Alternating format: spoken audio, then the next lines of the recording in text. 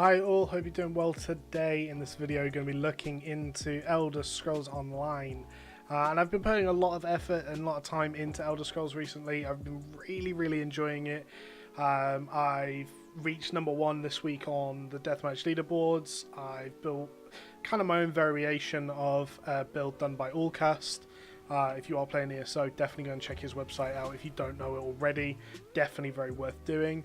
But yeah, I'm really enjoying the game and I wanted to get into it a little bit more. Wanted to start doing content creation again and all that good stuff. But yeah, just to show you, this reset 3 days ago-ish. I am number 1 by about 50,000 at the moment, by a significant margin. I'm going to keep pushing as well. Once I reach a nice enough lead, I'm actually going to try and go for rank 1s in the other 2 as well this week. Because why not, you know? Just to give you a base idea as to what I am running, I'm running Valkyrie Scoria's helmet and shoulders, that's medium and heavy, and then I'm running 5 light necropotents. All of these have tri-stat enchants on them, and all of these bar 1 have impen. Definitely worth doing. My resists are a little bit low, but they go up when buffed, so it's not too much of an issue. For my jewelry and weapons, I'm running shulks. Now, the reason I'm running shulks is just for effectively me to get my ult as much as possible. My ult is a big part of this build. I am running permafrost, which means once your ult does a lot of damage anyway, reduces their movement speed, gives you major protection. After damaging them 3 times, it also stuns them. So what I've been doing is using it as an engage, playing with pre-mades typically or every now and again, and we have been wiping teams in seconds. It's absolutely crazy on how much we do with our ult, and that's kind of what my build was built around originally. But since then, I've turned this into a lot more of a damage build. So again, we're going to go straight in here. I don't really have too much of an issue kind of engaging fights myself. Hopefully our team does follow up with this. And we're just going to walk away if it doesn't work out for us, or at least try to anyway. We have quite a lot of tankiness in this build, even though we don't have the greatest of resists. I am working on a second build at the moment that's actually running kind of the same setup, but with the heavy shulks instead, which I've been really enjoying. I am still managing to survive, only just, but hopefully our team's going to help here and we can turn around and do something. So we're going to see if we can one-shot somebody. Quite get this. There we go. Scoria's comes down as well, and we do get the kill. And you can just see what this build is capable of. The amount of pressure we put people under when we do turn around and go for them hits, and the amount we can actually survive is quite surprising, considering, as I said, how squishy we really are. I'm going in again. All 4 are stacked up on top of each other. This is kind of what my dream looks like right now. We're going to go for a bit of a burst here, see if we can get this kill. So again, playing with pugs at the moment, and I didn't want to show this with pre-mades, and there was a reason for that, in that ultimately I've seen pre-mades that have dominated us, and we've dominated a lot of other pre-mades. It's more about how the pre-mades play than the individual builds. Whereas with pugs, the only thing that makes the difference really is the individual builds. Because you're not playing together, you're not actively trying to take advantage of each other's builds. So yeah, we're kind of going for just playing with pugs at the moment. You can see the burst on that Grand Champion there was phenomenal. We caught him outside of blocking and outside of some shields, and we did take about 80% of his health. I will show you the amount of damage this build is capable of doing at the end. And you can see, I'm just playing it as a dot build right now. We played back, we only have 1 dot. We only actually have 3 offensive abilities on our front bar. And the reason I've done that is just for simplicity. I don't like the builds that force you to have to try and manage so many different dots and buffs and things like that. This is nice and simple, and you get great results from it. So, as I said, we're just going to keep up the pressure here. I'm not too fussed if we win or lose. Our scores are always just insane with this build anyway. So, I am, again, the reason I'm running the tri-stat instead of Magicka, we have quite a bit like max Magicka on our build, so having that wouldn't be a bad idea. However, the reason I'm running the tri-stat is just so that we can keep up with the rolls and the breaking free. I play quite aggressive with this build, and if we didn't have that, I would find myself getting caught a lot. We just took a little dip in the lava there, because why not? Yeah, if you guys are interested in this build, by the way, I'm more than happy to make a build guide for it. If that's something you're interested in, definitely leave comments and let me know. We're going to go for a little bit of an engage here, see if we can pick up any of these kills. The two things I'm scared of, there is kind of a tanky sorcerer build at the moment that's going around, and then there is just any Dragon Knights. Dragon Knights are just scary right now until next patch. They are getting some nerfs next patch, which will hopefully bring them down a little bit more. Yeah, a little bit to normal class levels. But again, we've literally just used our ult and it's already coming back up. My favourite thing in the world to see is a lethal arrow build that isn't on my team, because we get to do this to them. We just dominate these builds because of our burst, because we can walk up to teams and we are so tanky. But as you can see, we are literally just walking around at the moment. We are playing very recklessly and there isn't really much of an issue. And the nice thing about this is if you are confident on when to engage fights, a lot of pugs will just follow you. As you can see, this team, I'm walking in and engaging fights. This team's now following me around wherever I go, and it just makes the game so much easier. So we're going to go look for an ult here, use our wings to get in a little bit closer. I can see 3 people. They're all relatively squishy and weak, so let's get in there and do some damage. So the big thing, obviously there's 2 builds, there's 2 types of builds in ESO. There's either Stamina or Magicka. Stamina typically is a lot burstier. Magicka typically is just the higher damage, but a little bit squishier and things like that.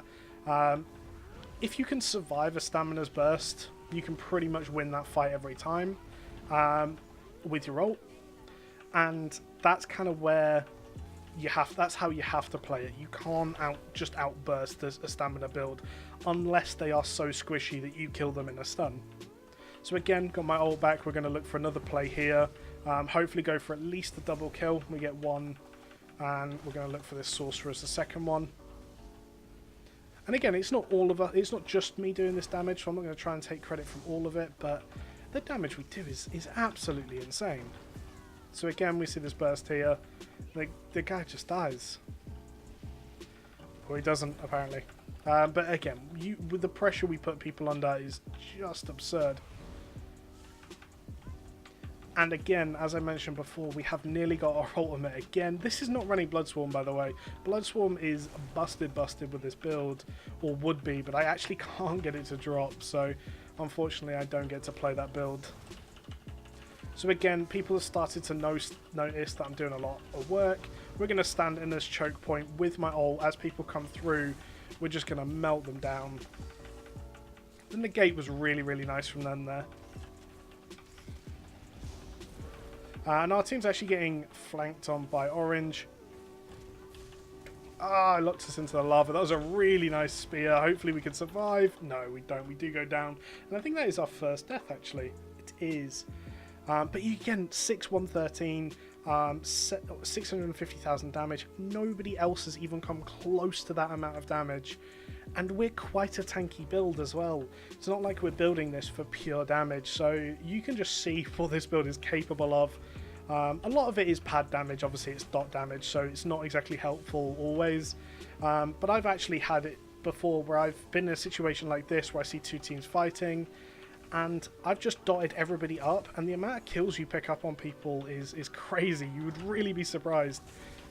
So we managed to get that kill there. One thing I will say with this build, and I would say it's the only thing really that requires much skill, is awareness. You do have to be super aware, because, I mean, that's just something with ESO anyway, because it is 3-way fighting. You do have to be aware that, obviously, there are teams on every side of you. Hopefully we're going to try and get a bit of a catch here. Did use my ult. Might not have been the greatest ult I've ever done. Let's hopefully go for at least 1 kill. So as long as I get 1 kill per ult, I'm not too fussed, because we do get it back very quickly. We actually didn't, then it got stolen, which is a little bit sad. Again, we just sit back and nice and chill. We do have birds of prey. I believe that's what they're called, wings of prey, to get us into fights if we need to, so that's not too much of an issue. I'm actually using a shock staff at the moment because I prefer the heavy attack. My mouse is actually broken, so I'm really struggling with like light attack weaving. Otherwise I would be running an Inferno staff. An Inferno staff just gives you a lot more damage, and it's just so fun. So again, I'm going to get behind them here, and this is where just other people need the awareness as well. We're going to do major damage here, and hopefully we do get a couple of these kills. That person's just led on the floor. One thing to remember, as long as you have your Living Tendrils and your Frost Armor Ice Fortress up, you're pretty good to survive most things. If you let that drop, you are so squishy. You do have to be very careful, because people will play on you not having that up. If you don't, you will die very quickly. But again, we've nearly got our ult again, so we'll look for something else. If it's really not working for you running this ult, you can run Dawnbreaker. It's very similar playstyle. You just go in for big engages. And as I said, I'm kind of not really looking for much at the moment. I'm just looking to pick down as much damage as I can and put pressure. And you saw there I was putting so much pressure on someone that Scoria procced and they almost actually died. So again, we're going to get in with our ult here, run through all their AoEs on the floor, get behind them. And it's just about putting a tremendous amount of pressure onto teams. We do get 2 kills there, hopefully going to go for a couple more.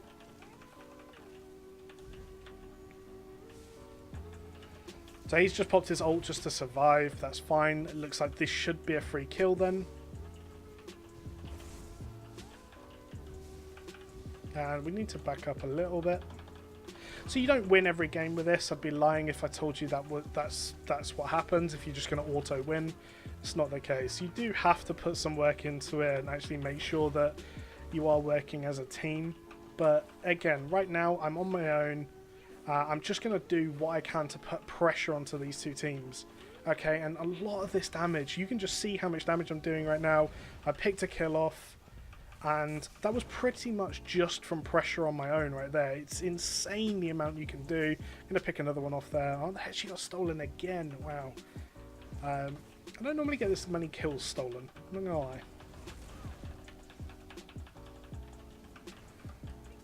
So pop a ult here. I'm going to look again, 1 to 2 kills. That's kind of all you need to be looking for per ult. You get your ult so often that actually if you look for more than that and hold it, you are wasting ultimates.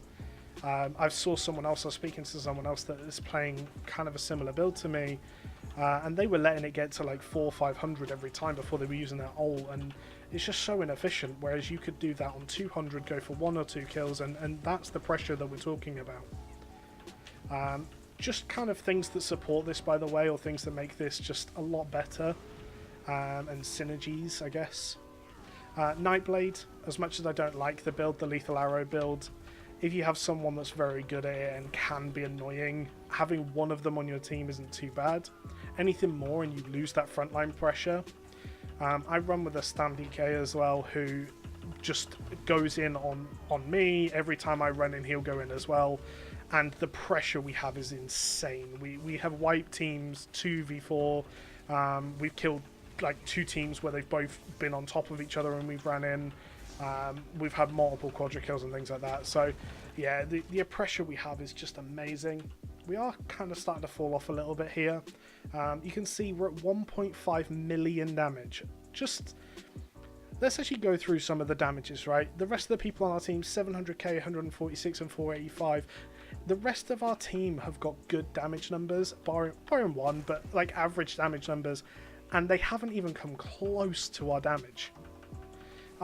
Even like as a whole, even if you group them all up, and that's what this build is for. You can see we are tanky, we have engage, we have burst, and we have tremendous amounts of damage. This is a very fun build, and I do recommend you guys check it out. Again, it was inspired by Allcast, so definitely go and check Allcast out if you haven't already. I'm sure anyone who's playing ESO for any length of time knows who Allcast is. But again, you can just see what I'm doing to these guys. The pressure I put out is just tremendous, and we don't typically die all too much if we play well. Of course, everybody has bad games, but I do apologise if you just heard my phone in the background.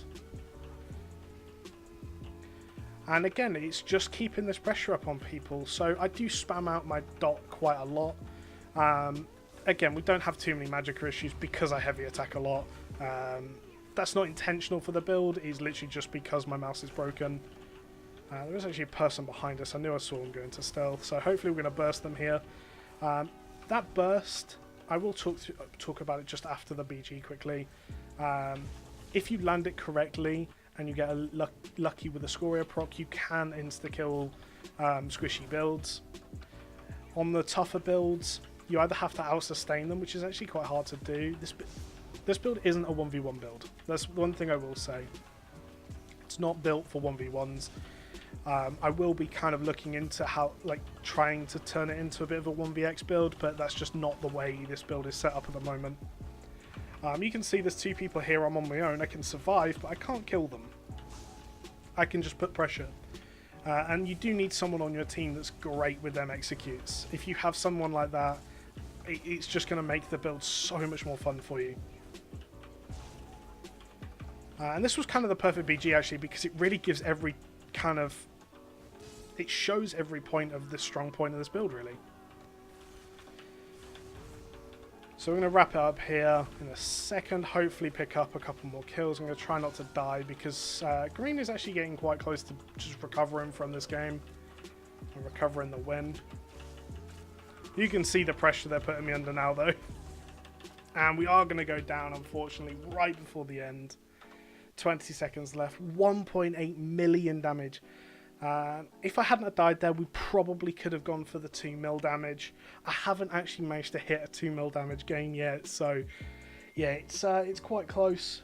But yeah, you can just see the pressure this build goes on, like, puts under people, and that's what it was built for. So hope you guys have enjoyed this. Like I said, I will quickly talk through the burst of the build after the video. After the BG, we reached 1.8 million again, just to talk through other people's damage.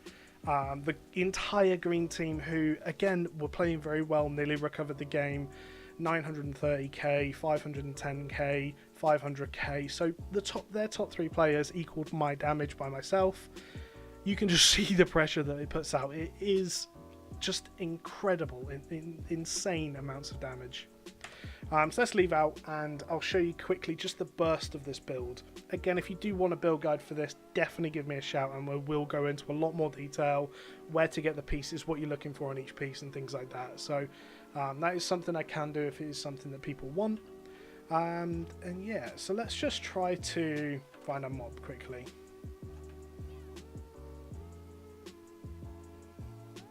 So again, just to talk through the skills we are using, our Inner Light and Bird of Prey are both just stat sticks. We do use Bird of Prey as an engage because it gives us move speed and stamina recovery.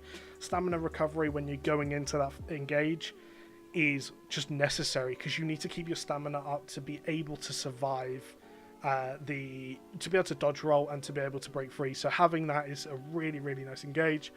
Inner Light, we don't really use it all too much. I do like having it just to kind of counter the lethal arrow builds, but Max Magicka and Spell Crit is really, really nice. And then again, we just have the 3 offensive abilities. Let's hopefully find a mob. This will work. No, it won't. It's really, really squishy.